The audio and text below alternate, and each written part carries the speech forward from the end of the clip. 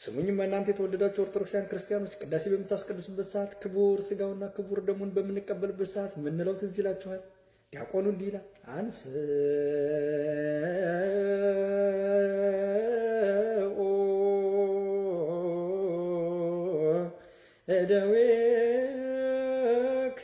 እደዌክሙ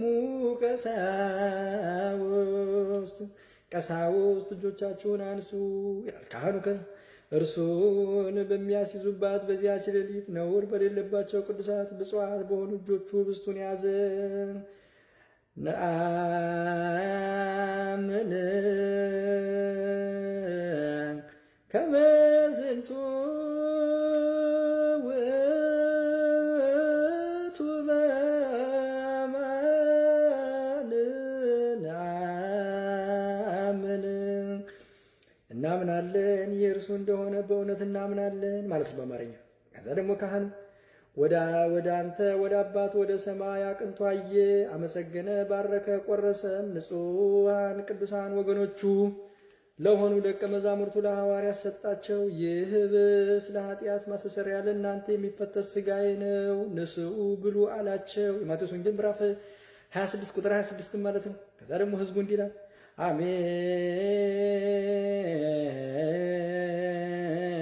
አሜን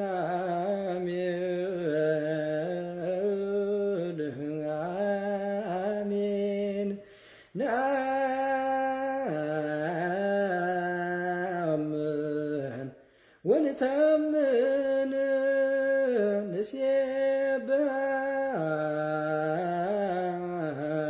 ንሴብሐከ እግዚእነ ወአምላክነ ከመ ዝንቱ ውእቱ በአማን ነአምን። በአማርኛ ምንድን ነው የሚለው? አሜን አሜን አሜን እናምናለን፣ እንታመናለን። ጌታችንና አምላካችን ሆይ እናመሰግንሃለን።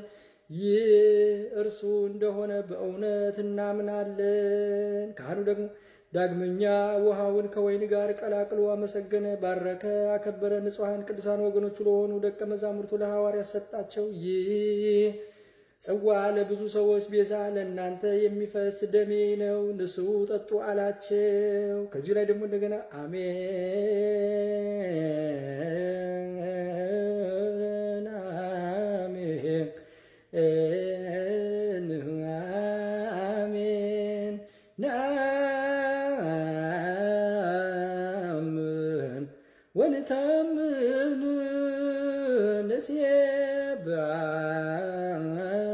ንሴብሐከ እግዚእነ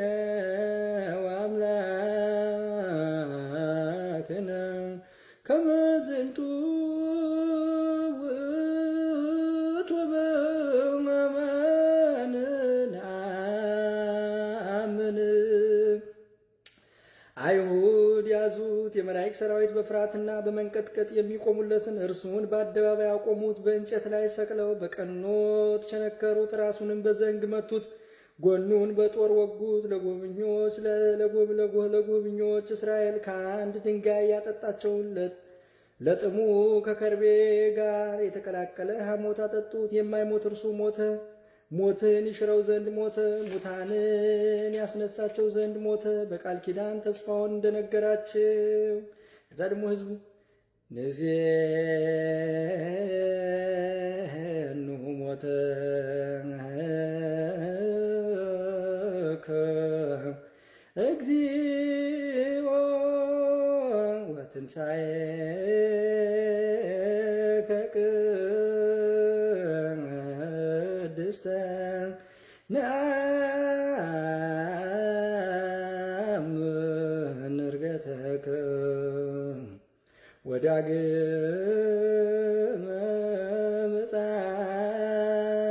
ምጽአትከ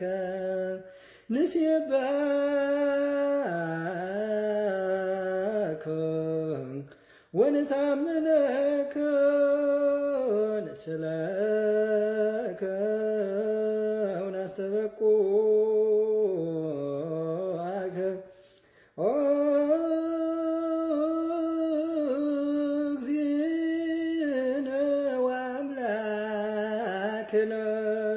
በአማርኛ ምንድን ነው ያልኩት? አቤቱ ሞትንና ቅድስት ትንሣኤን እናገራለን። እርገትህን ዳግመኛ መምጣትህን እናምናለን፣ እናመሰግንሃለን፣ እናምናሃለንም። ጌታችንና አምላካችን ሆይ እንለምናሃለን፣ እንማልድሃለን። ካህኑ ከዛ ከእንጨት አወረዱት፣ በበፍታም ገንዘው በአዲስ መቃብር ቀበሩት። በሦስተኛው ቀን ከሙታን ተለይቶ ተነሳ። የተሰበሰቡ ደቀ መዛሙርት ወዳሉበት ገባ። በጽርሐ ጽዮንም ታያቸው። በ40ኛውም ቀን ወደ ሰማይ ባረገ ጊዜ የአብን ተስፋ ደጅ ጥኑ ብሎ አዘዛቸው። በ50ኛውም ቀን በእሳት አምሳል መንፈስ ቅዱስን ሰደደላቸው። በአገሩ ሁሉ ቋንቋ ተናገሩ። እንደነርሱም ወደዚህ ህብስትና ወደዚህም ጽዋ ያንን ቅዱስ መንፈስህን ላክ፣ የጌታችንና የመድኃኒታችን የኢየሱስ ክርስቶስ ሥጋና ደም ያደርገው ዘንድ ለዘላለሙ። ይሄ በ50ኛው ቀን የተባለው የሐዋርያት ሥራ ምዕራፍ 2 ላይ ያለው ማለት ነው። እቺ ናት እንግዲህ ቅድስት ቤተክርስቲያናችን የኔ ጌታ። እንዲህ ነው አምነን የክርስቶስን አማናዊ ሥጋና ክቡር ደሙ የምንቀበለው። እንደ ዘመኑ ፕሮቴስታንት በአደባባይ አይደለም፣ እንደ ክለብ ቤት መጠጥ ሻት የምናደርገው እንዲህ አይደለም የምንዘባበተው። አቤትኝ በዚህ ጉዳይ ላይ የምትቀልዱ ሰዎች መጨረሻችሁ እግዚአብሔር ልቦናችሁን ይመልስላችሁ። ጤና ይስጥልኝ።